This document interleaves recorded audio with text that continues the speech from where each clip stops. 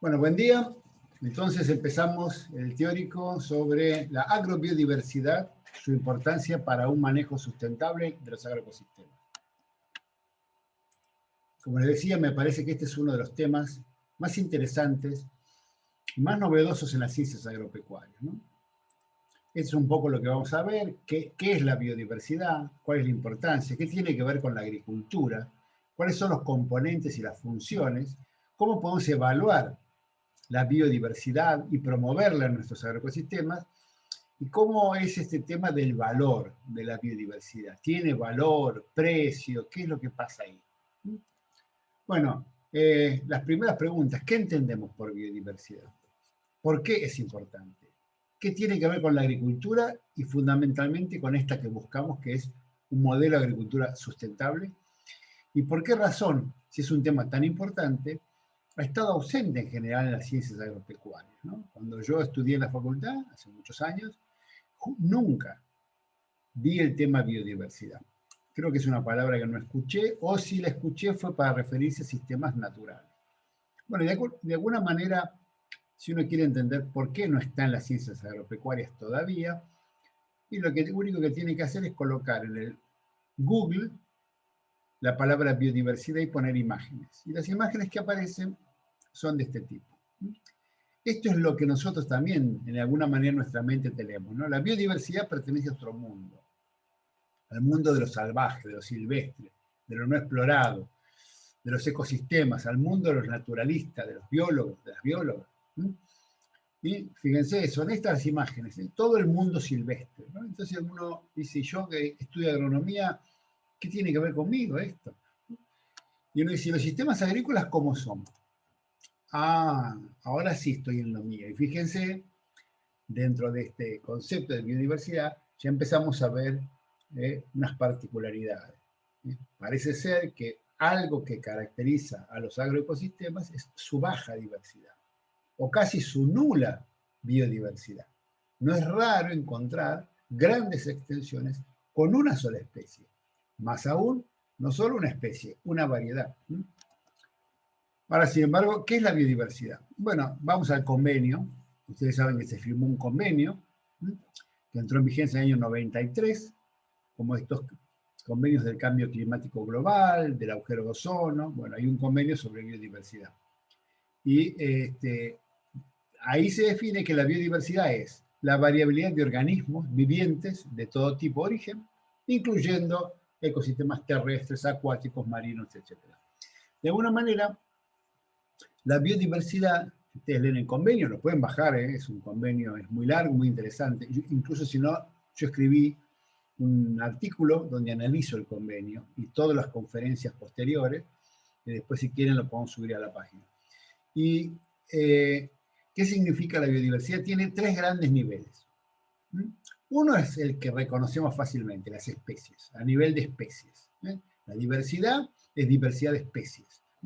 Yo reconozco que esto es una lechuga, esto es un girasol, esto es una oveja, una vaca, una gallina. Esa capacidad la tenemos los seres humanos de diferenciar las especies. Eso es parte. Ahora, después tenemos dos biodiversidades más. Diversidad. Una es dentro de la especie, que la vimos la clase pasada, que no se ve, pero que es fundamental, que es la diversidad genética. Nosotros vemos una especie, vemos las vacas, vemos el trigo, vemos un cultivo del maíz, vemos miles de individuos de esa especie, pero sabemos que aunque son muy parecidos y por eso los identificamos como plantas de maíz, no son iguales. Son genéticamente diferentes. Existe una enorme variabilidad genética porque hay muchísimos genes. Y la variabilidad genética, o pool genético, es lo que le otorga a una especie su plasticidad, su capacidad de adaptarse. Eso lo vimos en la clase pasada. Mientras más amplio sea el pool genético, más capacidad tendrá esa especie de adaptarse a los cambios del ambiente. Y finalmente, el otro componente de la biodiversidad es los ambientes. O sea, los ambientes que generan condiciones, la diversidad ambiental, ecológica, que generan condiciones para que haya muchas especies. Las especies son una respuesta adaptativa a diferencias ambientales a nichos, y que de alguna manera en la evolución de millones y millones de años que hay en la vida sobre el planeta Tierra, han ido generando especies o cambios que se van adaptando a estas ofertas o nichos. Entonces tenemos tres niveles: el nivel genético, el nivel específico y el nivel ambiental. O sea, si nosotros tenemos en un lugar donde las diferencias ambientales son muy grandes, tenemos más biodiversidad. Por esa razón es que en general en los lugares montañosos es donde se ubican los centros de origen de las especies. Cuando ustedes vieron fitogeografía o estudiaron esa parte, ¿no? Quizás en genética, las especies que nosotros consumimos, por ejemplo el trigo, en general se ubican en algunos centros de origen de las especies. Y cuando uno los mira, en general son lugares, de alguna manera, que tienen en pocos kilómetros mucha variabilidad climática. Eso permite que haya muchas especies. Bueno, entonces tenemos la biodiversidad. ¿Y cuál es la relación con la agricultura? ¿Por qué estamos viéndolo en una clase de una asignatura de una carrera de agronomía? Bueno, porque la biodiversidad es esencial para la agricultura, porque ofrece dos cosas fundamentales. Primero, lo que tenemos más conciencia, recursos genéticos. Nosotros sabemos que cuando queremos cultivar algo, vamos y conseguimos semillas de trigo, semillas de maíz, semillas de papa, y que incluso le hemos dado tal importancia que tenemos bancos de germoplasma, porque no solo guardamos las variedades que hoy son exitosas, sino también aquellas viejas, que a lo mejor no sirven más agronómicamente, pero tienen algún gen de resistencia a alguna enfermedad, alguna condición de suelo. Hay bancos de germoplasma, hay centros que guardan germoplasma de trigo, de maíz, etc. Así que tenemos la diversidad genética. Porque, o sea, los recursos genéticos, son los genes, siempre los hemos visualizado como algo muy importante. Fíjense, de alguna manera, que nosotros siempre en la agronomía reconocemos muchas variedades, variedades silvestres, bancos de germoplasma. De alguna manera también la humanidad se ha dado cuenta de la importancia que tiene conservar genes y ha hecho en lo que es el norte de Noruega, en lo que se llama el permafrost, que son suelos que nunca se descongelan, lo que se conoce como el Arca de Noé. Esto es un lugar, una construcción de los seres humanos muy grande, que alberga más o menos 2.500 millones de semillas. Argentina tiene ahí también. Todo el mundo guardan en condiciones de muy baja temperatura y en condiciones de que, aunque se corte la luz, esto no se descomponga, porque la humanidad se ha dado cuenta de la importancia que tienen las semillas, el material genético. Ahora, además, la biodiversidad es esencial para la agricultura porque aporta otra cosa que es un poco más, que ha sido percibida un poco más actualmente, ¿no? Que no era tan visible. Esta parte de los genes siempre la agronomía la tuvo clara, ¿no? Pero esta segunda parte lo que ofrece son servicios ecológicos, ¿no? Funciones ecológicas que son percibidas por los seres humanos como servicios. Piensen que muchas cosas que nosotros ni siquiera nos damos cuenta tienen que ver con un servicio ecológico. Por ejemplo, cuando uno siembra un cultivo, girasol, colza, en general espera que ese cultivo rinda. Sin embargo, en el proceso de rendimiento, de generación de las semillas, tienen que intervenir algunos insectos que polinizan.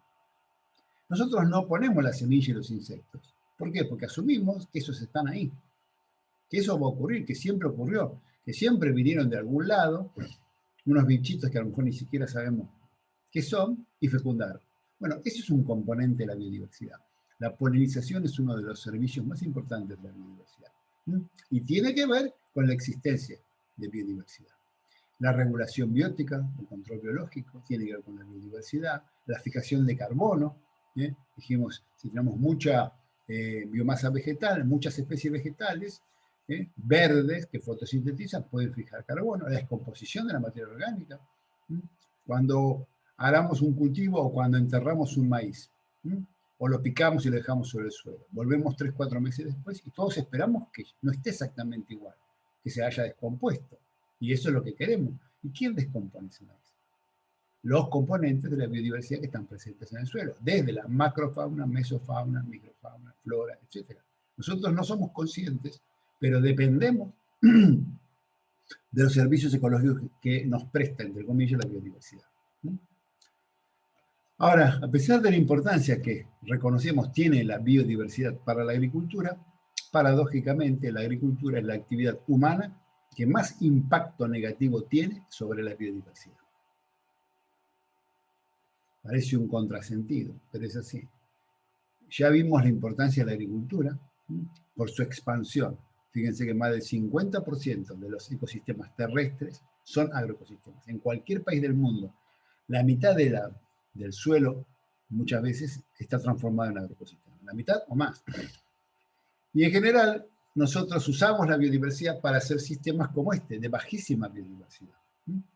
Y no solo es una biodiversidad específica baja, fíjense que Argentina llegó a tener 20 millones de hectáreas de una sola especie, sino que, esto ya lo vimos, genéticamente esas especies, por ejemplo maíz, han ido reduciendo en el tiempo, estos son desde 100 años a esta parte, la cantidad de variedades que se siembran. Hace 100 años en Estados Unidos uno podía encontrar 307 maíces diferentes y hoy encuentran 12. Y eso ha pasado en casi todo el mundo. La base genética, el pool genético, se ha reducido. Entonces tenemos un mundo donde la agricultura, que depende de la biodiversidad, se caracteriza por estar basada en muy pocas especies y esas especies tener muy poca biodiversidad genética. Por lo tanto, estamos matando la gallina de los huevos de oro, quiere decir, destruyendo la propia base que da sustento a la agricultura. La agricultura moderna se caracteriza entonces por su gran uniformidad a nivel genético y específico, híbridos de maíz, o sea, 50.000 plantas, 60.000 de híbridos de maíz son prácticamente todas iguales, cultivares, subclones de papa. A nivel parcela, no es raro encontrar una parcela donde haya una sola especie. A nivel finca, no es raro encontrar todo un campo que se dedique a un solo cultivo. Muchos campos sojeros son eso. Y a nivel región, tampoco es extraño encontrar una región productora de un solo cultivo. Ahora, ¿por qué nos interesa esto? Bueno, porque estamos viendo, y eso lo hemos visto permanentemente, que hay un modelo de agricultura que está siendo muy cuestionado, ambientalmente y socialmente. Necesitamos hacer agricultura y pasar entonces de un modelo insumo dependiente, un modelo que requiere y demanda gastar mucho dinero y comprar cosas que son peligrosas, como los plaguicidas. Necesitamos bajar esos niveles y pasar a una agricultura más sustentable que reemplace esos insumos por procesos ecológicos. Esos que yo mencioné, ¿no? La regulación biótica es un proceso ecológico que podría reemplazar, si la fortalezco, a la aplicación de plaguicidas. Para lograr este objetivo, estamos entendiendo que el recurso clave parece ser la biodiversidad. Y esto es un gran desafío para las ciencias agropecuarias, porque un concepto que ha estado durante muchos años en el campo, en el terreno, en las manos de los biólogos naturalistas, las biólogas, aparece como la solución a muchos problemas de los ecosistemas actuales. Y esto presenta entonces grandes desafíos, ¿no? O sea, de golpe en el campo de la agronomía aparece un concepto que durante mucho tiempo ha estado en otros campos, de otras disciplinas científicas. Entonces tenemos que ver si lo usamos tal cual lo usan los biólogos, las biólogas, o tenemos que darle otra perspectiva, mirarlo desde otro lugar. Entonces, cuando uno le dice, bueno, ¿qué es la biodiversidad? Esa biodiversidad que está presente en los agroecosistemas. Bueno, y esa es lo que se define como agrobiodiversidad, o diversidad biológica agrícola. Entonces, ahora entendemos que a nosotros, como agrónomos, no nos interesa la biodiversidad en general, sino una parte de esa biodiversidad que es aquella que está relacionada con los agroecosistemas. O sea, no nos interesa desde el punto de vista del interés agronómico, ¿no? ¿Qué pasa en los mares? ¿Qué pasa en los desiertos? ¿Qué pasa en las altas montañas o en las selvas tropicales? Nos interesa la biodiversidad que afecta o que está relacionada con lo que sucede en los agroecosistemas. Y esta es la que se llama agrobiodiversidad. Y está definida, la Convención sobre Biodiversidad la definió como que está compuesta por 4 cosas, ¿no? O componentes. Uno, que es el que tenemos claro, ¿no? Los recursos genéticos para la alimentación y la agricultura. Esto ya lo vimos, son los que conservamos en bancos de germoplasma, las semillas, de maíz, papa, trigo, frijoles, porotos, etc. Después, pero a su vez, no solo es eso la diversidad biológica agrícola, sino que también son aquellos componentes que prestan servicios ecológicos. O sea, todo aquello que está presente en los agroecosistemas y genera funciones, también forma parte de la agrobiodiversidad. Aquí tenemos lo espontáneo, lo silvestre, que está ahí, polinizadores, vegetación espontánea, que intervienen en muchos procesos. Lo otro que tiene que ver son los factores abióticos. Dijimos, uno de los 3 componentes de la biodiversidad, uno era los genes, las especies y los ambientes. Entonces, en un agroecosistema, en un campo, en una finca, tener ambientes diversos genera una mayor biodiversidad. Tener una lagunita, tener una parte arboleda, tener un pajonal, tener, no sé, un cuerpo de agua semipermanente, todo eso genera diferentes ambientes que ofrecen muchas oportunidades o nichos diferentes para que haya más especies. Así que ese es el tercer factor. Y el cuarto, y fíjense que esto es lo que dice el convenio, es algo que siempre recalcamos desde la agroecología. Todo lo que se hace en los sistemas agropecuarios, teniendo en cuenta que la agricultura es una actividad humana, agricultura, está asociado a la dimensión social y cultural. Lo que ustedes ven en un campo, esa biodiversidad, no es producto de las condiciones ambientales exclusivamente. Es de alguna manera, las condiciones ambientales ofrecen como los límites de lo que se puede poner, pero quien decide qué poner, por qué poner, hasta el nivel de tolerancia de la vegetación espontánea o malezas, es un ser humano que está ahí. Y decide en base a su conocimiento, a sus relaciones sociales, no quiere que crean que no controla las malezas. Entonces, el cuarto componente es el cultural. Es fundamental entender que la biodiversidad en los sistemas agropecuarios depende enormemente del conocimiento y valoración que tienen los agricultores y agricultoras de aquello que no es cultivo. ¿Cómo lo consideran? ¿Como algo que hay que erradicar o pueden convivir? Así que esto es fundamental. Bueno, esto es lo que estábamos diciendo recién. La biodiversidad parece ser la base ecológica de otro modelo de agricultura menos basado en insumos. El conocimiento de esta biodiversidad, entonces, es importante para nosotros. Ahora, fíjense, nosotros podríamos aprender en las facultades todo el manipuleo, la manipulación, cómo diseñar y manejar la biodiversidad para cualquier agroecosistema en cualquier parte del mundo de Argentina. Podríamos salir acá sabiendo qué distancia, qué combinación de especies podemos hacer si estamos en Misiones, pero si estamos en El Dorado y no en Posadas, pero sí, sería imposible. Entonces aquí es donde hay como 2 tipos de conocimiento. Uno es el conocimiento teórico, conceptual, básico, que es el que vemos nosotros, ¿no? Hay cosas generales de la biodiversidad que se pueden aprender, que son útiles para cualquier lugar. Pero las características concretas de cantidad, distancias, combinaciones de plantas, de especies, momentos, son locales. Y aquí es donde la agroecología nuevamente entiende el valor que tiene ese conocimiento de los propios agricultores o agricultoras, que viven en el lugar donde producen. Por eso es que rescata mucho el modelo de agricultura familiar.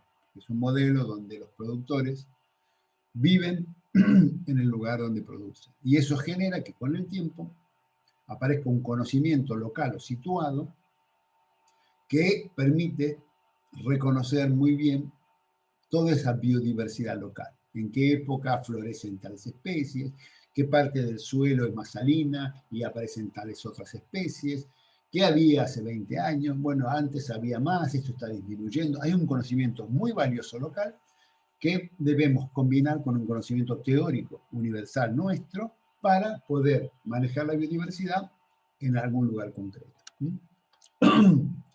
Bueno, de alguna manera hay un reconocimiento de esto cada vez mayor, de que hoy muchas cosas valiosas, por ejemplo, muchas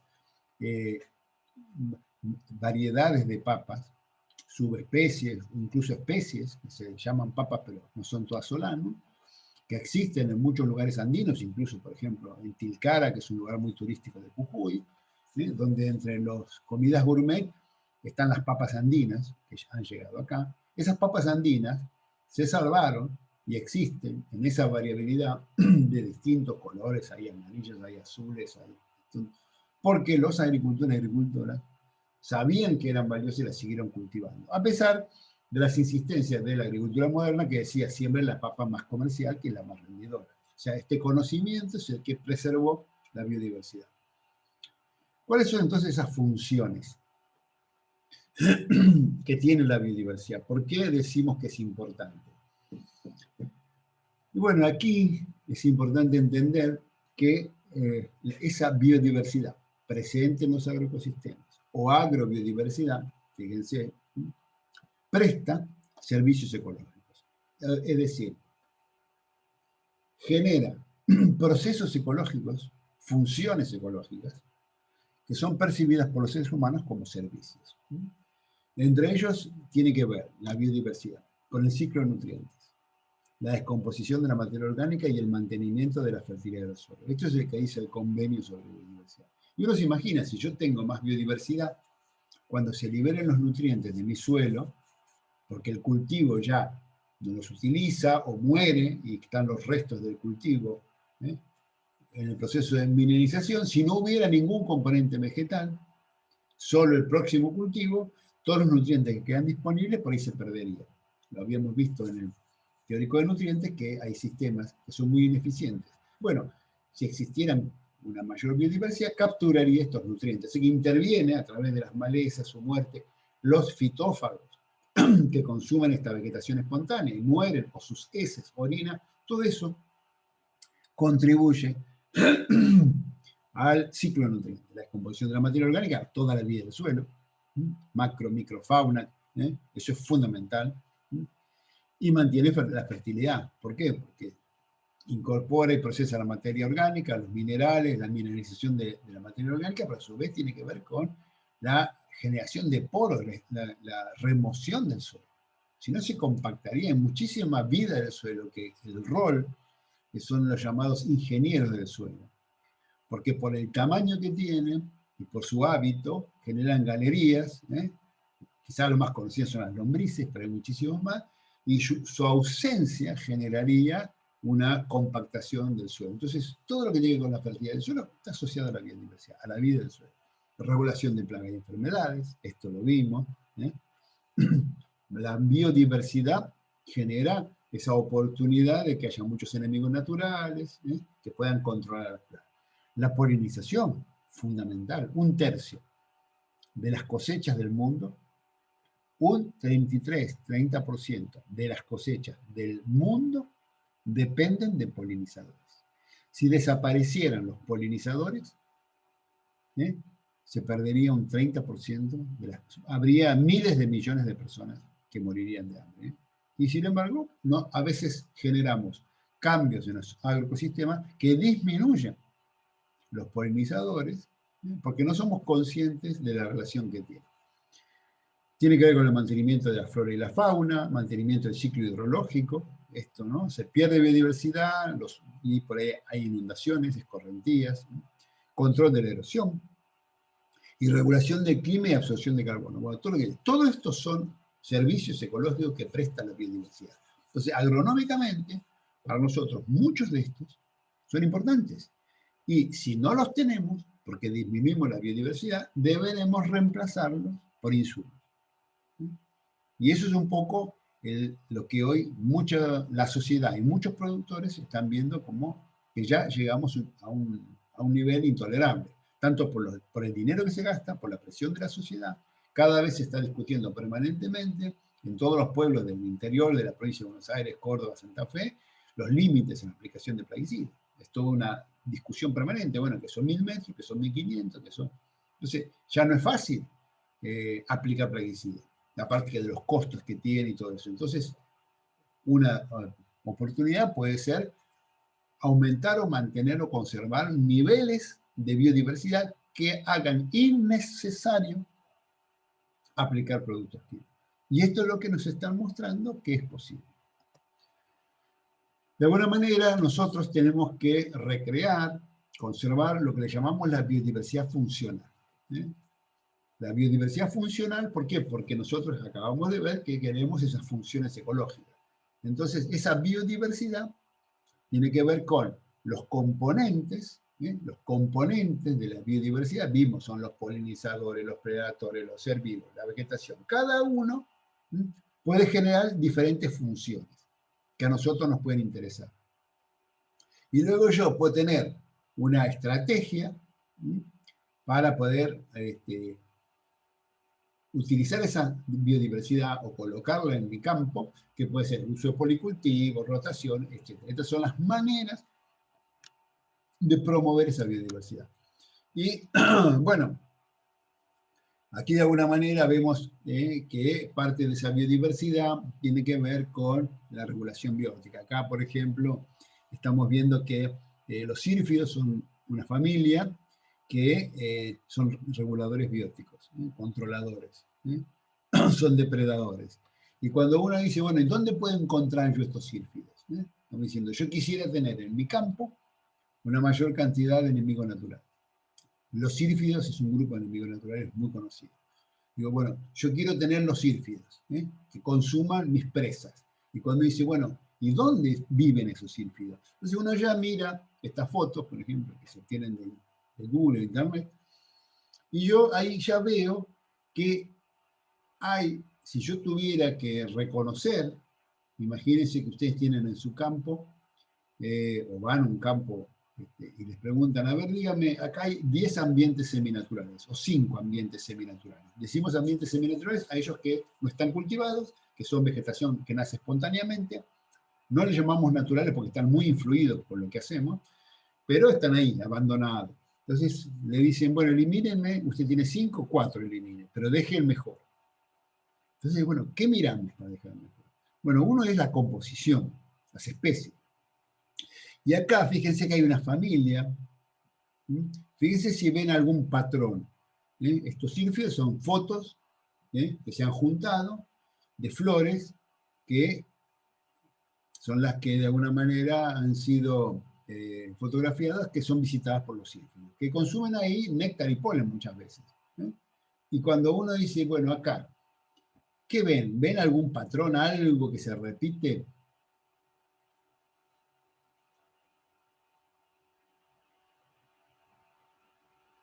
Y hay 6 fotos sobre la misma, o pareciera la misma flor compuesta. Sí, por ahí no son más flores, pero yo, a ver, una familia. ¿Qué familia? Claro, la familia de las compuestas. Exactamente. O asteráceas, ahora se llaman así. Claro, exactamente. Fíjense, no es al azar. Y cuando uno analiza la literatura menciona 3 familias botánicas que son especialmente favorables para la presencia de enemigos naturales, porque ofrecen néctar y polen, que son esta familia, las compuestas, muy común, muy fácilmente reconocible, aunque ustedes no reconozcan la especie por la flor, saben que es una compuesta. Fíjense, hay otra familia acá que también está, que menciona la literatura. ¿Qué familia es esta? A ver, ¿qué parece por lo menos?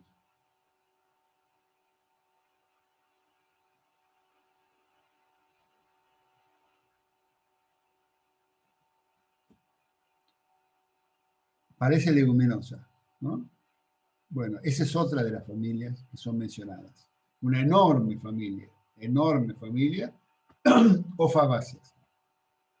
Y la tercera familia que está mencionada en la literatura son las umbelíferas, que hoy se conoce como el nombre de apiáceas, que también son muy fácilmente reconocibles por su inflorescencia. Aunque no sepamos exactamente cómo se llama esa especie, sabemos que esa familia está presente. Así que ya tenemos que no es cualquier cosa la biodiversidad, sino que para ciertas funciones podemos empezar a reconocer el valor o si en este campo concreto tenemos esa biodiversidad funcional. Ya no nos interesa muchas especies, sino las que cumplen determinadas funciones. Entonces, bueno, ¿cómo podemos medir la biodiversidad? Y bueno, y ahí empieza el desafío. Fíjense, hemos comprendido que la biodiversidad puede ser un instrumento gratuito que cualquier agrónomo o agrónoma o cualquier profesional que le interese este tema puede usar para favorecer ciertos procesos ecológicos muy importantes en los agroecosistemas. ¿Eh? ¿Está en todo el mundo? Está en todo el mundo. ¿Es la misma biodiversidad? No. Por supuesto no son las mismas especies. Pero sí hay patrones que yo puedo usar. Entonces, bueno, ¿cómo medir esa biodiversidad? Entonces, bueno, yo podría analizar esto, a ver, la composición. Entonces voy a un campo y digo, a ver, ¿qué hay acá? Son las especies, los genes, las familias. Esa es la parte del reconocimiento, ¿no? ¿Qué especies hay? ¿Qué familias? Esto es una gramínea, esto es una compuesta. Bien. Lo otro es la estructura.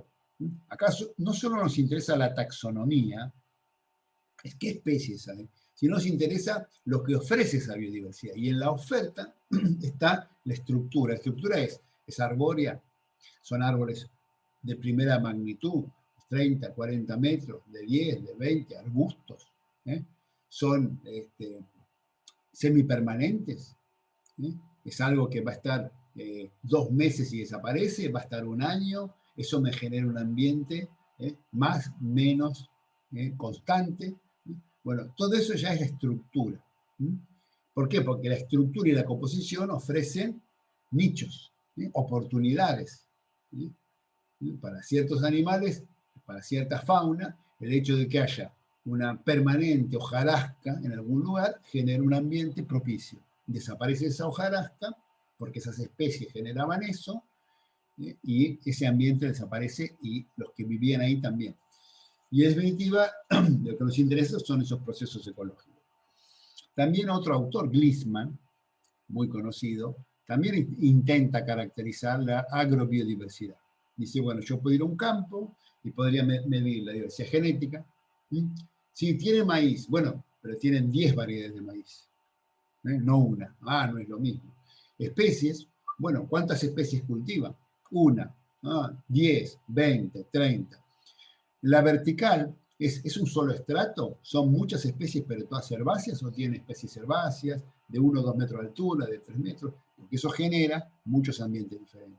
Horizontal, que sería el patrón de distribución, tiene 4 especies, 1 hectárea de cada una, o 4 especies todas intercaladas. No es lo mismo. El efecto que genera no es lo mismo. La estructural, que es un poco lo que vimos, el número de hábitats, imagínense, ¿no? El campo, imagínense. Funcional, que es la que nos interesa, y también temporal. No olvidar esta. No olvidar, a lo mejor vemos en un campo una buena biodiversidad, pero todos los años es igual. En otro vemos, bueno, en este potrero o en este lote, este año hay tal cosa, pero nosotros después, dentro de 2 años, lo sacamos y ponemos otro, entonces se va a generar un patrón espacial que va a generar posibilidades de que haya una mayor biodiversidad. ¿Por qué nos interesa a nosotros caracterizar la biodiversidad y por qué nos preocupamos de cómo lo hacemos, ¿no? Porque cuando uno lee la literatura de nuestros, un poco de los campos en los cuales la biodiversidad era importante, que es el campo de la biología, de las ciencias naturales, de la ecología, ve que en general definen la biodiversidad como, de una manera, la composición específica o la distribución equitativa de especies. Ese es el famoso índice de Shannon, que de alguna manera tiene que ver con la equitatividad. 10 especies, 10% de cada una es mucho más equitativo que tener 10 especies de las cuales una ocupe el 90%. Entonces, pero a nosotros nos interesa lo que ofrece esa biodiversidad en cuanto a oportunidades, en cuanto a nichos. Entonces, fíjense por qué es importante. Este gráfico muestra arriba, acá, en el eje horizontal, la riqueza de especies. Recuerden que la riqueza es el número de especies. Acá es 10 especies, 20 especies, 30 especies, 40 especies. Ese es un número, no importa la distribución. Entonces aquí estos autores querían evaluar un grupo muy importante en los agroecosistemas, que es el grupo de los carábidos. Los carábidos es una familia de los coleópteros. Todos recuerdan, saben los coleópteros, escarabajos, tienen un montón de familias. Es un grupo muy numeroso y muy presente en los agroecosistemas. Por ejemplo, las mariquitas, vaquitas, es otro grupo, que son una familia que son los coccinelios. Estos son los carábidos, muy móviles. Si conocen las juanitas, que es un escarabajo muy móvil, muy conocido, pertenece a esta familia. Los carábidos cumplen un montón de funciones en los agroecosistemas, desde depredadores hasta hacer galerías, son muy importantes. Entonces estos autores querían saber, bueno, ¿cómo sé yo en un campo qué puedo medir para saber si tengo carábidos? Si tengo muchas especies. Entonces dice, bueno, voy a probar. ¿Está relacionado la presencia de especies de carábidos, que es esto, con las especies de plantas? Si tengo más especies de plantas, tengo más especies de carábidos. Y fíjense que la relación entre uno y otro, acá fíjense, es esto, R18, 0,18, R cuadrado. ¿Esto qué quiere decir? Que solo el 18% de la variación en los carábidos, que es lo que a mí me interesa, puede ser explicada por la variación en las especies vegetales. Entonces, no hay una relación. Es decir, medir, mirar el número de especies vegetales no me da una idea si puede haber o no, o puede albergar o favorecer la presencia de carábidos. Pero fíjense que cuando miden otro indicador, que ya no es el número de especies, que se llama heterogeneidad, un poco la heterogeneidad de la estructura, lo que vimos, fíjense que la relación es 0,55. La estructura explica el 55% de la variación en los carábidos. Entonces aquí estamos entendiendo que para la agronomía el número de especies no es un buen indicador del potencial que tiene esa finca para sostener una gran diversidad. Y otro concepto muy importante, que es muy fácil de entender con este dibujo, este gráfico, tiene que ver con el concepto de diversidad funcional, ¿sí? De funciones, ¿no? Nosotros nos interesa que de los grupos funcionales, ¿no? La idea de grupos funcionales. A nosotros no nos interesa, como vimos, que haya mucha diversidad. Les voy a poner un ejemplo, que ya lo usé. Imagínense que nosotros tenemos que construir un edificio. Y para construir ese edificio necesitamos muchas cosas diferentes que nos la proveen diferentes grupos o gremios de trabajadores. Tenemos los vidrieros, los plomeros, carpinteros, maestros mayores de obra, azulejistas, peones, arquitectos, ingenieros, transportistas, no sé, electricistas, los que ponen la alarma, bueno, no sé, habrá muchas cosas más. Entonces, esos son los distintos gremios. Cada gremio cumple una función y entre todos construyen un edificio. Ahora, si un día me faltaron carpinteros, yo no puedo suplantarlo con más plomeros. ¿Por qué? Porque cada gremio hace algo diferente. Bueno, lo mismo pasa en un agroecosistema. Yo tengo gremios, grupos de especies que cumplen funciones similares. Acá, por ejemplo, los descomponedores microbianos, los herbívoros que viven debajo del suelo, los detritívoros, los predatores, los bacterívoros, los simbiontes, los predadores debajo del suelo, los herbívoros, los productores primarios. Entonces, cada grupo ya no es un grupo que están emparentados taxonómicamente, sino son grupos que se unen o se pueden agrupar porque cumplen la misma función. Por ejemplo, ingenieros de suelo. Imagínense, yo tengo un grupo que son los ingenieros de suelo. En ese grupo puedo tener los carábidos, lombrices, bicho torito, Biloboderos abderus. ¿Por qué? Porque generan galerías. Entonces, ese grupo, si yo lo pierdo, no lo puedo reemplazar por más especies. Entonces, lo que yo me tengo que asegurar no es tener muchas especies, es tener todos los grupos intactos. Aunque dentro de cada grupo tenga pocas especies, lo importante es tener el grupo. Yo me debo asegurar que genere condiciones para que estén todos los grupos. Y eso es muy importante. Entonces, la idea no es cantidad de especies, sino asegurarme de tener los grupos que generan las funciones. Por eso se llaman grupos funcionales. Ahora, ¿cómo sabemos si en un agroecosistema tenemos buena o mala biodiversidad? Fíjense que, por ejemplo, puede ser que algún productor o productora de golpe esté en la franja, o estén con miedo, o esté en el límite de esa zona de exclusión que hay en muchos pueblos o ciudades, donde dice, bueno, mire que acá si se amplía la normativa municipal, podemos caer dentro de la zona de las restricciones. Y usted no va a poder aplicar más plaguicidas. Está prohibido aplicar agroquímicos. Entonces, bueno, y con mi campo, como lo tengo, ¿podré yo hacer uso de estas funciones ecológicas? A lo mejor tengo muy buena biodiversidad. Y imagínense que los convocan a ustedes.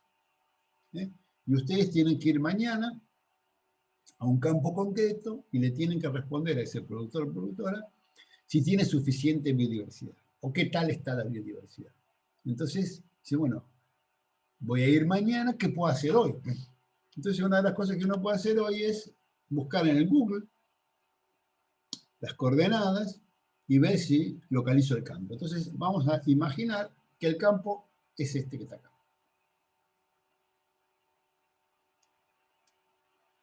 Acá está la casa. Ustedes saben que en el Google tienen el tamaño, pueden medir cuánto mide, porque tienen la escala. Incluso pueden saber en qué época del año está hecho esto. Si les preguntan a ustedes, a ver, díganme, ingeniero, ingeniera, ¿usted le parece que yo con un campo, este campo, podré tener suficiente biodiversidad para no tener que usar agroquímicos? ¿Cuál es la sensación que tiene?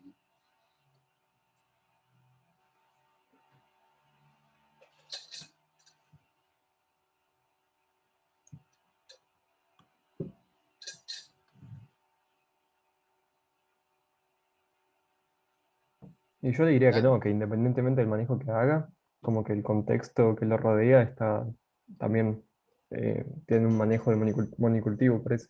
Así Bueno, que ahí tenemos sería justamente difícil. dos cosas. Uno es que uno no nos parece ver ahí, ¿no? En un campo de este tamaño, ¿ve? Diferencias como parecer aquí, parece ser que está todo sembrado con lo mismo. Los 4 grandes lotes son lotes muy grandes, la distancia es muy grande, y otra cosa que dijo el alumno es, no solo es que el campo parece ser que no tiene buena biodiversidad, sino que pareciera ser que tampoco la encuentro en el, digamos, el paisaje circundante, que también es importante. Ahora, por ahí, imagínense que yo ya tengo este campo. Dice, bueno, aquí hay una vegetación permanente, hay como una rotación, porque veo franjas de distintos colores. Podría ser que acá haya un poco más, tendría que ver el tamaño, las distancias, qué es lo que hay. Aquí, fíjense, ya veo más biodiversidad, incluso esta distribución aquí, azarosa, significa en general que eso es natural, no está sembrado. Es un montecito, son árboles. Así que aquí yo diría, bueno, acá quizás hay poca, pero acá hay árboles permanentes, quizás acá también hay arboledas, hay franjas de distintos colores, pareciera ser que acá hay más biodiversidad. Acá también, fíjense, esta lagunita, fíjense que también hay que empezar a saber reconocer paisajes únicos. ¿Qué son los paisajes únicos? Son aquellos ambientes únicos que si yo este ambiente lo elimino, no lo reemplazo con más de esto, aunque triplique la cantidad de esto. ¿Por qué? Porque las condiciones que hay aquí son únicas, me generan la posibilidad, me generan nichos que generan la posibilidad, la presencia de ciertas especies únicas. Entonces, hay que saber reconocer paisajes únicos. A lo mejor es un cuerpo de agua permanente o semipermanente, ¿eh? Pero de ahí surgen un montón de cosas únicas, que antes de secar esto, y acá viene un poco cómo debería ser la agronomía moderna, yo he escuchado muchas veces que nosotros, estamos imbuidos, ya lo dije, ¿no? Por un productivismo. Esa es un poco parte de la filosofía de la Revolución Verde, trajo esa idea, ¿no? De que cultivar es hacer útil y no cultivar es desaprovechar. Todo lo no cultivado, lo silvestre, lo salvaje, pertenece a algo incompleto, primitivo, ¿eh? Que hay que pasarlo, si podemos, a la luz, a lo cultivado. Un hombre culto, una mujer culta, que tiene cultura, es mucho más allá que lo inculto. Fíjense cómo las palabras arrastran esa concepción de que la naturaleza en sí misma es algo que hay que dominar y que hay que avanzar sobre ella. Y uno con esta idea podría cometer el error de querer aprovechar este campo. Y aprovechar es eliminar esto para poner otra cosa. Con la eliminación de esto, eliminamos muchos procesos ecológicos. Entonces, yo no digo que no lo hagan nunca, pero antes de hacerlo, porque esto a veces es irreversible, hay que entender el rol que cumple esto, este componente de la biodiversidad en mi campo y en mi función. Así que tenemos que entender un poco más. ¿Por qué? Porque si yo seco esto, lo cultivo, y después me doy cuenta que era un error y quiero volver a poner esto, no sé si puedo reconstruir las especies que perdí. ¿De dónde las voy a traer? A lo mejor hace 1 millón de años que tengo esto. Y ahí había un montón de especies endémicas, propias, acostumbradas, y que prestaban un montón de servicios intangibles. Entonces, esa es la nueva agronomía. Estamos manejando agroecosistemas, esta es una responsabilidad social enorme, somos producto de las universidades públicas pagadas por la sociedad, intentemos que nuestro accionar sea lo mejor posible. Y hoy tenemos más elementos para hacerlo mejor. Así que ya no se puede permitir que lo hagamos como hace 30 años. Bueno, estos ambientes también, fíjense, si uno dice acá, bueno, acá yo ya veo mucha más biodiversidad. Hay ambientes permanentes, estos seguramente son árboles, tengo diversidad vertical, espacial, quizás temporal. Pero si me preguntan a mí, por ejemplo, esta es una foto acá en La Plata, ¿no? Paisaje típico. Un productor o productora que tiene este invernadero. Dígame, yo estuve leyendo que la biodiversidad, ¿le parece que deje de aplicar plaguicida? ¿Ustedes qué dirían?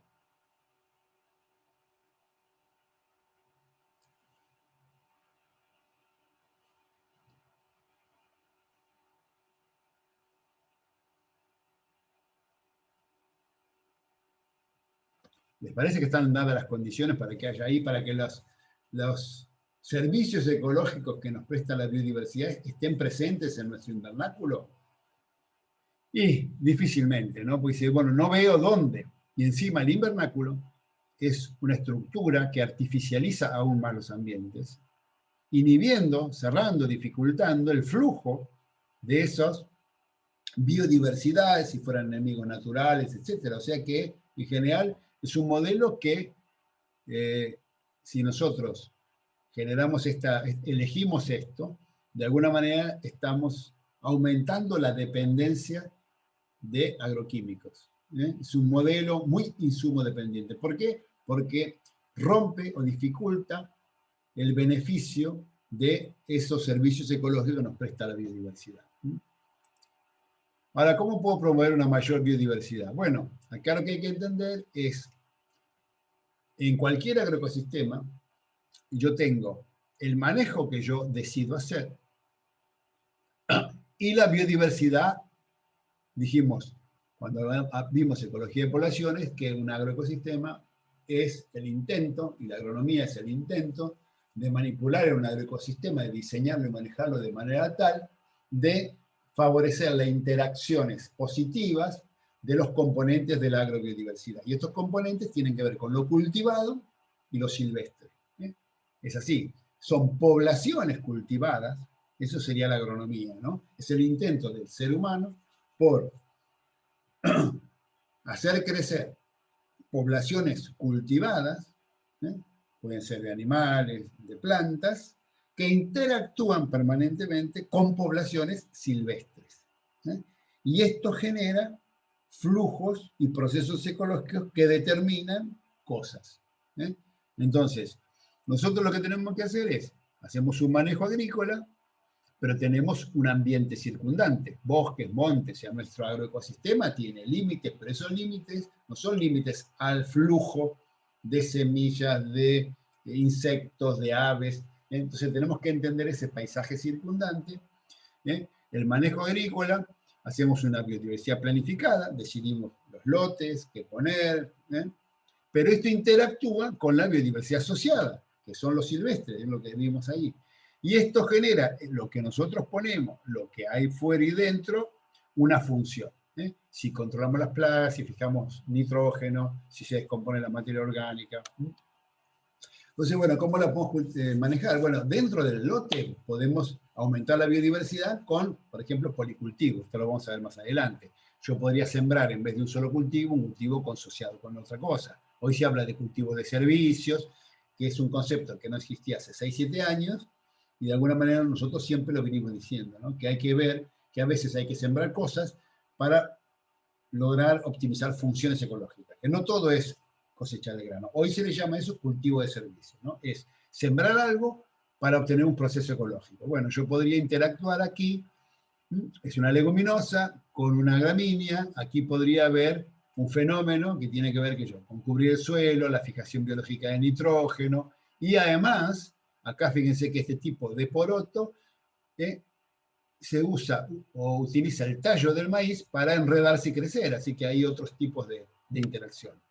Podría hacerlo en franjas, podría hacerlo en surcos, ahí tengo que ver qué quiero, acá es trigo y soja, acá también otra manera de hacerlo en surcos, o, esta es una foto que tomé yo en Misiones, los agricultores hacen esto, ahí en esa zona de Misiones, lo dije, hay que entender para diseñar un agroecosistema que sea sostenible, que hay algo que es el proceso ecológico de la sucesión, donde el bioma que caracteriza esa región, estamos en Misiones, la selva, nos está diciendo más o menos cómo debe ser una estructura. La estructura es si tengo árboles, si no tengo árboles, que en el lugar pudiera funcionar bien. Entonces, si yo en ese lugar miro lo que hay en los biomas naturales, voy a ver que el árbol es fundamental. Entonces, hacer un sistema en Misiones que no tenga árboles sería un enorme error, porque la diferencia entre lo que en esa región ha sido seleccionado y lo que estoy poniendo es tan grande que voy a tener que poner mucha energía para mantenerlo. Entonces, estos agricultores han diseñado sistemas donde ellos complementan caña de azúcar, siembran un montón de cultivos, pero no han eliminado los árboles. Al contrario, interactúan con los árboles y entonces generan sistemas mucho más resilientes, mucho menos complicados. En la horticultura es mucho más fácil, podemos intercalar un montón de cosas. También las pasturas, es típico. Podemos también hacerlo de esta manera, donde la interacción es una planta al lado de otra diferente, se llama como diversidad alfa, o hacer así, que dentro de la parcela no haya diversidad alfa, pero que haya entre, entonces se llama diversidad beta. También tenemos que tener en cuenta la importancia de los ambientes seminaturales. Este es un paisaje típico pampeano, en ambientes donde hay o hubo ganadería. Generalmente, a lo largo del alambrado, es muy común que exista mucha vegetación espontánea, que puede ser herbácea o, como sucede en muchos lugares aquí, por lo menos, aparecer árboles que son sembrados por las aves que a veces se posan sobre el alambrado y defecan las semillas que han consumido y al pasar por su tracto digestivo están en condiciones de germinar. Un ejemplo típico es el tala, Celtis tala. Celtis espinosa también. Entonces, estos son talas. Entonces, aquí tenemos, antes que le decíamos, bueno, eliminemos todo esto porque está sucio. Me gusta limpito, quiero el alambrado limpito. Hoy esto se llama un reservorio de biodiversidad. Esto es un ambiente seminatural. Entonces, de aquí pueden surgir un montón. Esto está generando un hábitat y un ambiente para que ofrece o que genera un montón de nichos que pueden ser ocupados por un montón de especies que pueden cumplir un montón de funciones. Entonces, antes de eliminar esto, hay que saber o tratar de entender cuál es el rol que cumple. Fíjense que son ambientes permanentes. Hay muchas especies, por ejemplo, muchas arañas, que para poder sobrevivir necesitan ambientes permanentes. Si el ambiente todos los años se remueve, no logran establecerse.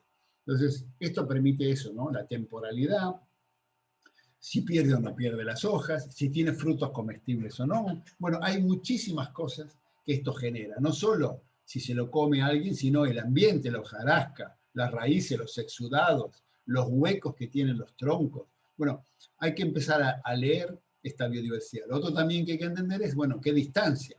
¿Sí? ¿Hasta cuándo llega el efecto de esto? ¿Puedo yo poner un montecito, dejar que crezca y a los 20 kilómetros recibir el beneficio? Bueno, es demasiado. Hay que entender también que hay ciertas distancias, algunos hablan de 100 metros, pero fíjense que esto está siendo reconocido. La importancia de estos ambientes seminaturales ha cambiado mucho en los últimos 10 años. Antes había que eliminarlo. De hecho, muchos agricultores o agricultoras de la región pampeana argentina, cuando apareció la soja transgénica y la posibilidad de usar un herbicida total y barato, que eliminara toda vegetación, pero no afectara a la soja, que era transgénica, aprovecharon para aplicarlo incluso en los alambrados. ¿Por qué hicieron eso? Si sabían que el alambrado no compite, porque durante muchísimo tiempo la perspectiva, el enfoque, el paradigma dominante de todos nosotros fue erradiquemos todas las malezas. Y eso fue lo que hicimos. Hoy estamos entendiendo de que eso se llama ambientes seminaturales, hay que ser muy cuidadosos. Y la prueba de eso es que Santa Fe, en el año 2011, la provincia de Santa Fe emitió una ley provincial que prohíbe eliminar toda la vegetación que crece en las banquinas. Todas las rutas provinciales, que tienen mucha vegetación, a veces tenemos 50 metros desde la ruta hasta el alambrado del campo, siempre se ha visto eso como algo inútil. Y mucha gente vio durante mucho tiempo con satisfacción que se sembrara, porque, bueno, al fin hacen algo útil. Fíjense que kilómetros y kilómetros por 50 metros son muchísimas hectáreas. Y todos vimos como, qué bien que se siembra trigo, bueno, o maíz, o soja, yo he visto sembrar maíz, soja. Y entonces dice, qué bueno, pero lo que hay que entender es que si hay maíz, ha desaparecido algo. El maíz se ha sembrado en el lugar de algo, y ese algo que había ha desaparecido. Antes de hacer eso, lo que hay que entender es qué rol cumplía eso. Bueno, hoy la provincia de Santa Fe prohíbe eso porque considera que son corredores de biodiversidad. Ese es el nombre que le da la ley. Fíjense cómo el cambio de la percepción del rol que cumple esto, que no es cultivo, ha permitido empezar a dar elementos para un manejo diferente. Ya no se puede sembrar las banquinas. Ya no es algo bueno. Ya es destruir algo y recuperarlo. A lo que se llama corredores de biodiversidad. Entonces, bueno, aquí con una alumna de la facultad, luego doctora para su tesis doctoral, María José Germano, que estuvo con nosotros desde mucho tiempo. La idea fue preguntar que a veces nosotros pensábamos que en la zona de la pampa húmeda en general hubo un proceso durante un tiempo que se llamó agriculturización, que por el precio relativo que tenía el ganado y la soja, se empezaron a transformar campos mixtos, que eran ganaderos de cría en general, a la agricultura. ¿Por qué? Porque un poco fue la concepción o la pregunta y el enfoque, un poco equivocado, fue, bueno, ¿qué produce este campo? Bueno, carne, estos ambientes. ¿Cuánto produce? Bueno, 100 kilos por hectárea. ¿Y qué podría producir? Soja, un cultivo bastante rústico. ¿Y cuánto me rendiría? Ahí a lo mejor 3.000 kilos. ¿Cuánto vale la soja? Entonces, y acá se olvidaron que no solo producía carne, sino todos estos ambientes asociados a los ambientes ganaderos, los ambientes ganaderos que desaparecían, se llevaban con ellos mucha biodiversidad. ¿Por qué? Porque incluso la existencia misma de los alambrados y de la vegetación que está alrededor, la que está alrededor de las aguadas, donde toma agua el ganado, árboles para sombra, todo eso generaba, los ambientes ganaderos, justificaba la existencia de una gran biodiversidad. Y la desaparición de los ambientes ganaderos, de la ganadería, se llevaba con ella mucha biodiversidad. Y disminuía entonces la biodiversidad, y en los sistemas puramente agrícolas la biodiversidad iba a ser mucho menor. Y si la biodiversidad de los sistemas agrícolas iba a ser mucho menor, la posibilidad de dejar de aplicar plaguicidas también iba a disminuir. Entonces la idea fue cómo podemos comprobar. Entonces construimos con María José, esta es su tesis doctoral, si la quieren después la subo a la página de la cátedra, María José y hermano. Analizamos aquí y comparamos la biodiversidad en rojo de los sistemas mixtos familiares, sistemas con ganadería y agricultura, versus la biodiversidad de un sistema agrícola en azul. ¿Cómo se interpreta este gráfico? Se llaman tela de araña, u otros nombres más, donde aquí están todos indicadores de biodiversidad. Con María José armamos indicadores de biodiversidad, y mientras más hacia el borde esté el valor, mejor biodiversidad. Mientras más hacia el centro, peor biodiversidad. Entonces, para todos estos indicadores, como la riqueza de plantas en las borduras, cuántas plantas con flor, el ancho, fíjense que el ancho de la bordura no es lo mismo en el alambrado haya 50 centímetros que 2 metros. Hay mucha más biodiversidad si hay 2 metros. Los estratos, yo les dije, bueno, cuántos estratos verticales, la cobertura, bueno, muchos indicadores, y lo que demostramos en este trabajo, que está publicado, es que los sistemas mixtos que tienen ganadería y agricultura tienen mucha más biodiversidad que el funcional, que tiene que ver con la regulación de plagas, que los sistemas puramente agrícolas. Creo que fue un trabajo interesante, es un trabajo muy interesante porque es uno de los primeros que mide y muestra de que hay que tener cuidado con esos ambientes.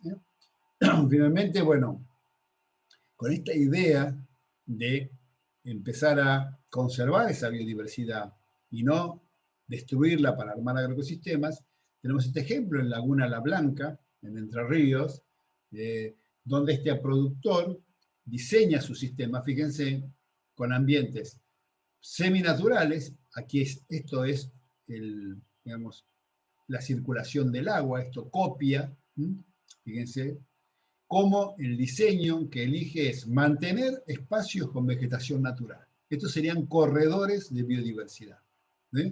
¿Por qué? Porque no solo basta que haya, sino que tiene que tener estar conectada a esa biodiversidad. Porque imagínense que por ahí circula flora y fauna. Y tiene entonces que tener continuidad, porque a veces para ciertas especies es muy difícil saltar de una isla de vegetación a otra isla si está muy separada. Esto aparte contra la erosión, qué sé yo, son los reservorios, y después el cultivo también en curvas de nivel tiene distintas franjas. Acá tenemos diversidad cultivada, diversidad espontánea, islas de vegetación. Bueno, esto sería un diseño mucho más racional, tendiente a optimizar algunas ventajas de la biodiversidad. Bueno, un poco, ya pronto terminar, falta poco. Si la biodiversidad es importante, lo estamos reconociendo, bueno, acá yo intento mostrárselos, ¿por qué es que se pierde? ¿Por qué es que en general retrocede? ¿Por qué hay tanta preocupación? Bueno, porque la biodiversidad, y esto volvemos a la segunda unidad que yo abordé con ustedes, tiene que ver con esta idea de el valor versus el precio. Dijimos que uno de los problemas del paradigma moderno productivista era que tomaba las decisiones basadas en el precio, ¿no? Y confundía valor y precio. Y una cosa es el valor y otra cosa es el precio. Sobre todo, hay que tenerlo en cuenta con aquellas cosas que son difíciles de transformar en precio. Y la biodiversidad justamente es una de esas cosas valiosas pero que es muy difícil de fijarle un precio. Por ejemplo, esto es lo que motiva que en Salta o en otros lugares sea tan fácil tomar la decisión de desmontar para cultivar soja.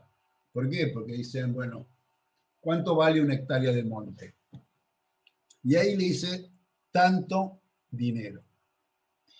Y ese no es el valor de la hectárea. Ese no es el valor del monte. Ese es el precio inmobiliario. Pero no es el valor. Pero todos contestaríamos, ¿cuánto vale una hectárea de monte? Sí, espera que te digo, mira, ¿en qué zona lo querés? Vale tanto. No, ese no es el valor. Ese es el precio inmobiliario. El valor es algo mucho más intangible, pero como normalmente se expresa el valor por el precio, yo digo, bueno, si yo comprara entonces un lote, lo desmonto y cultivo soja. ¿Y cuánto ganaría? Y bueno, la soja te podría rendir a lo mejor los primeros años 4.000 kilos y ganarías tanto dinero, $500 la tonelada, lo que sea, llegó a estar a 600, me conviene. Y esto fue un desastre. ¿Por qué? Porque una cosa es el valor y otra cosa es el precio. Entonces la biodiversidad tiene un valor fundamental, y acá algunos autores intentan explicarlo.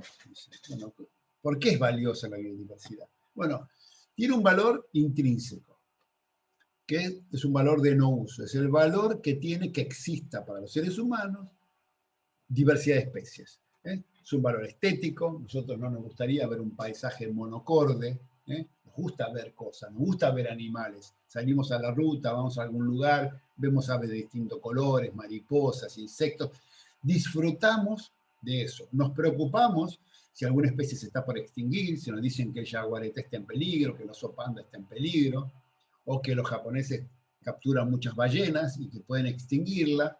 No es que queremos que no se extinga porque queremos comer un bife de ballena, no.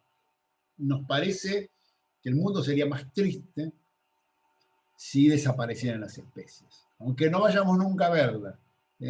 Esa sensación, bueno, esto es un valor cultural, un valor estético, social, ético, religioso, es culturalmente variable.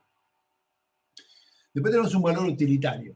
El valor utilitario es el que entendemos más fácilmente, es el valor que se puede apropiar. Bueno, yo hago trigo en mi campo, el trigo es mío. Ese componente de la biodiversidad lo puedo usar, me lo puedo comer, lo puedo vender. Los usos químicos, farmacéuticos, tengo una planta medicinal, tengo la casa deportiva, tengo un coto de casa, cobro para que vengan aquí. Son valores que pueden ser apropiados o privatizados. Este es el valor más sencillo de entender. Después hay otro valor, un poco también intangible, que es el valor de opción, o a futuro, que es el que se usa normalmente para decir, bueno, no destruyan la selva del Amazonas, no destruyan Costa Rica, Colombia, porque en esa gran biodiversidad pudiera estar una planta, algo que sea la cura del, no sé, del SIDA, la cura de el cáncer o lo que fuera. Pero hoy existe, no sabemos, pero existe una enorme posibilidad de que si hay mucha biodiversidad, alguna planta, algún insecto, algo, tenga una sustancia que sea útil. Entonces no lo destruyamos porque tiene un valor a futuro. Y finalmente un cuarto valor de la biodiversidad es este que estuvimos tratando de ver aquí, hoy. Es el valor del servicio ecológico que puede ser para los seres humanos esa interacción entre los distintos componentes de la biodiversidad. Genera cosas intangibles pero fundamentales, ¿no? La polinización, la descomposición de la materia orgánica, interviene en el ciclo de nutrientes, si no los nutrientes quedarían atrapados o muertos, no circularían. Recuerden que el ciclo de los nutrientes es biogeoquímico. Se lo conoce como ciclo biogeoquímico. Bio es porque atraviesa el componente de vida que tiene que ver con la biodiversidad. Así que son valores funcionales que estamos entendiendo que son esenciales para la vida de los seres humanos y para la agricultura. Entonces, este es el problema. Hay muchos valores y nosotros los entendemos esenciales para los seres humanos, pero el problema es que no tienen precio. Por esa razón es que hay algunos autores que intentan mostrar el valor en forma de precio que tendría la biodiversidad. Por ejemplo, estos autores que son canadienses, tratan de explicar, bueno, si usted quiere sembrar colza, ¿no? La colza, un cultivo oleaginoso de invierno, ¿no? Que en Canadá se cultiva mucho. Y dice, bueno, a ver, imagínense que usted, acá abajo, ¿no? Tiene que decidir sembrar colza. Imagínense que tiene 100 hectáreas, ¿no? Y que tiene que cultivarla y sembrar. Usted puede decidir cuánto de esas 100 hectáreas sembraría. Entonces la pregunta es, ¿cuántas de esas 100 hectáreas usted sembraría? ¿O qué porcentaje de esas 100 hectáreas dejaría usted sin sembrar para obtener la máxima rentabilidad económica? Profit. Entonces uno diría, bueno, para obtener la máxima rentabilidad, sembraría las 100 hectáreas o dejaría 0 hectáreas sin cultivar. Y cuando uno ve, dice, no, no es eso lo que ocurrió. Si usted siembra las 100 hectáreas y no deja nada sin cultivar, no tiene la mayor rentabilidad económica. La mayor rentabilidad económica la obtiene si usted deja un 32% de esa superficie sin cultivar y cultiva el resto con colza. ¿Alguno de ustedes podría explicar qué es lo que está pasando acá? ¿Por qué ocurre esto? ¿O por qué podría ocurrir?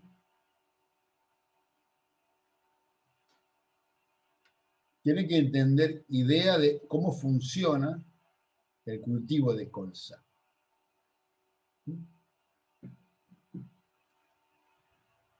Aquí lo que hay que entender es que la colza es un cultivo que necesita ser fecundado por insectos. Si no es fecundado por insectos, sobre todo muchos himenópteros como las abejas, no funciona. Entonces fíjense aquí, el déficit de semillas. La floración ocurre, pero no todas esas flores se transforman en semilla. Puede haber un déficit muy grande. Y ese déficit está asociado a la abundancia de abejas. Mientras más abundantes sean las abejas, el déficit se reduce prácticamente a 0. Y la abundancia de abejas está asociada al porcentaje de tierra no cultivada. Quiere decir que si yo cultivara todo y dejara 0%, tendría muchísimas plantas de colza, por supuesto, pero muchas de ellas no tendrían grano. En cambio, si dejo un 32% sin cultivar, en ese ambiente, sin cultivar, es que están las abejas.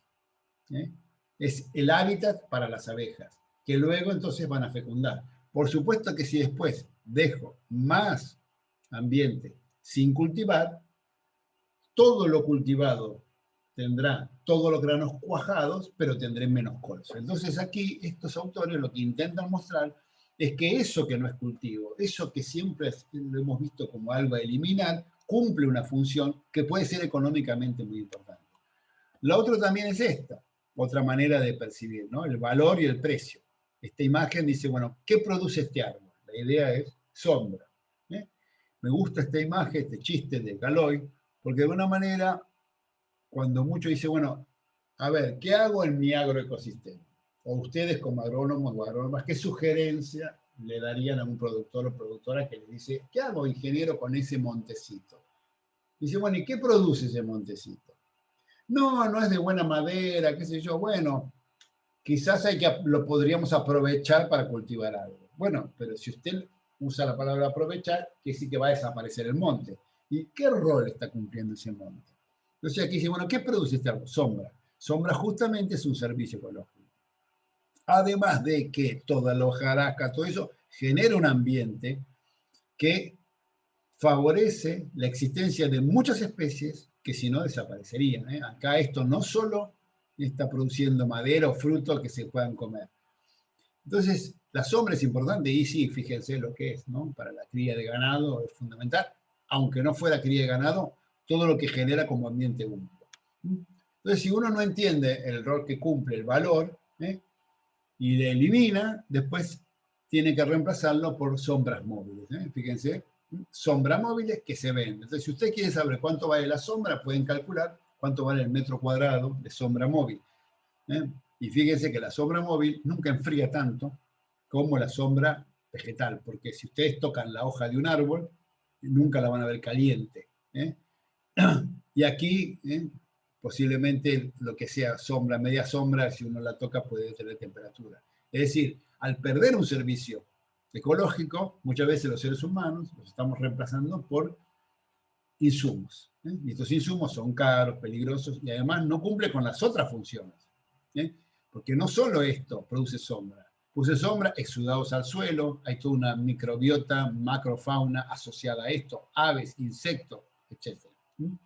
Por eso es que es muy importante eso. ¿Cómo conservar la biodiversidad? Bueno, si yo quiero conservarla, si ya me doy cuenta que es importante, está claro que no se puede conservar ex situ.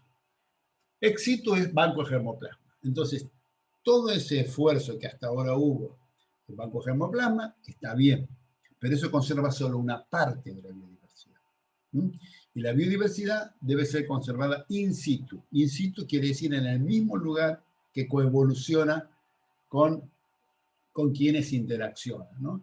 Si yo quito una especie de un lugar, una planta, y la conservo en banco de germoplasma por 100 años, a lo mejor esa semilla está intacta, pero a lo mejor el ambiente de donde yo la saqué 100 años después no es el mismo, porque ha cambiado, se ha acidificado, se ha más húmedo, menos húmedo, o lo que sea. Entonces, si yo quiero volver a poner la planta en ese mismo lugar, a lo mejor ya no está adaptada.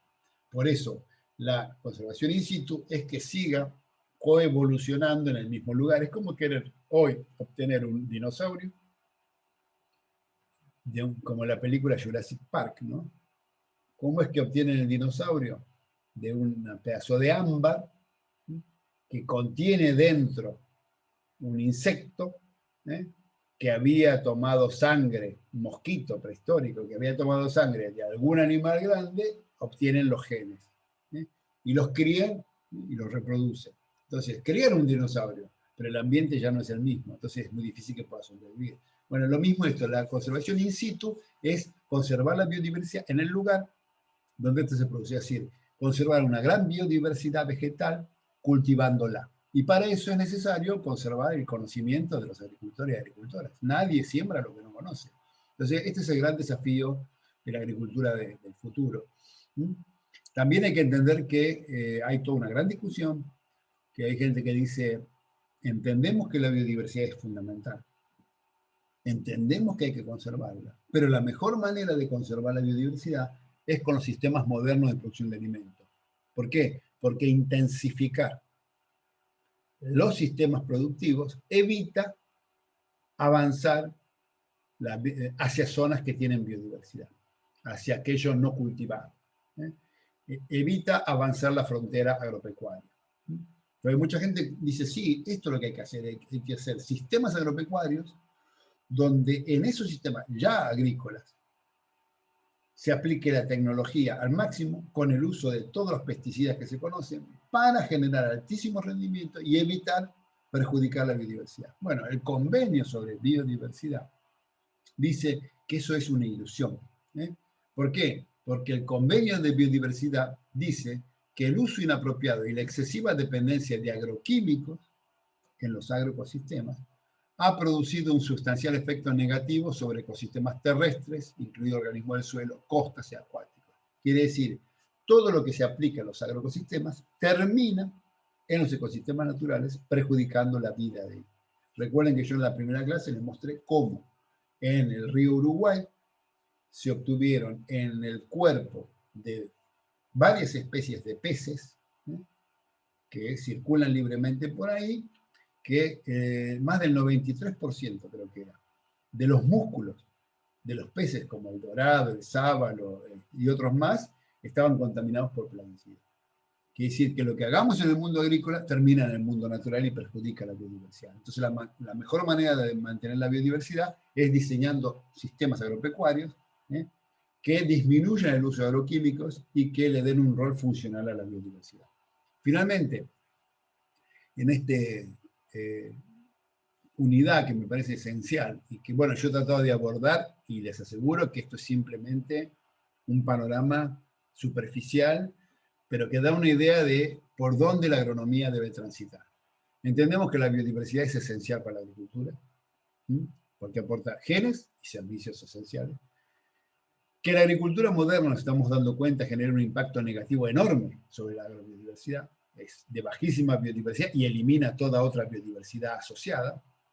Que es necesario detectar los componentes clave de esa biodiversidad, o sea, responsable de las funciones, no cualquier cosa, no una acumulación de especies, sino empezar a comprender el concepto de grupos funcionales, biodiversidad funcional, y entender el impacto que tienen distintos usos de la tierra sobre sus componentes. O sea, de qué manera yo favorezco o no su presencia con los diseños agropecuarios que hago. Y comprender que el valor de la biodiversidad es muy superior al precio de sus componentes. Que hay que entender que algo irreversible, porque si yo lo pierdo ya no lo puedo reconstruir, por eso es tan importante tenerlo claro, tiene valores que son a veces intangibles y hay que entenderlos muy bien antes de decidir su eliminación. Y ante la duda, justamente, aplicar el principio precautorio, principio de precaución, que es aquel que ya lo mencionamos, que está en la ley ambiental argentina, que de alguna manera dice que la falta de evidencia científica, ¿no?, concreta, no debe ser un impedimento para tomar medidas. Es decir, que cuando haya duda, cuando no tengamos muy claro lo que va a pasar, seamos conservadores. Es preferible ser conservadores y no lamentar las consecuencias. Bueno, nada más. ¿Alguna pregunta? ¿Algún comentario? Tenemos unos 5 minutos.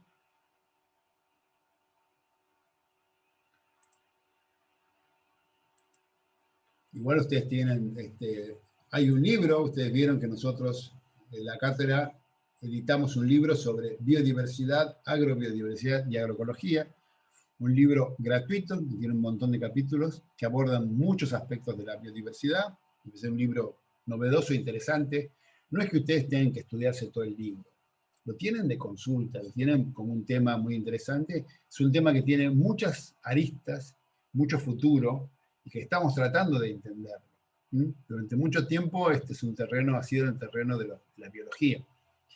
Y los agrónomos estamos incorporando y entendiendo que hay muchos conceptos muy importantes que hay que entender. Y luego está toda la relación con lo cultural, bueno, que también no es sencillo de entender, de dialogar, de comprender, pero creo que es un terreno fundamental y que ya ningún profesional egresado de las universidades públicas que quiera trabajar en relación con el manejo de los sistemas agropecuarios o agroecosistemas puede desconocer.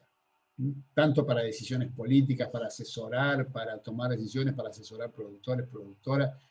Entender un poco de qué se trata esto de la biodiversidad es una obligación y un enorme potencial.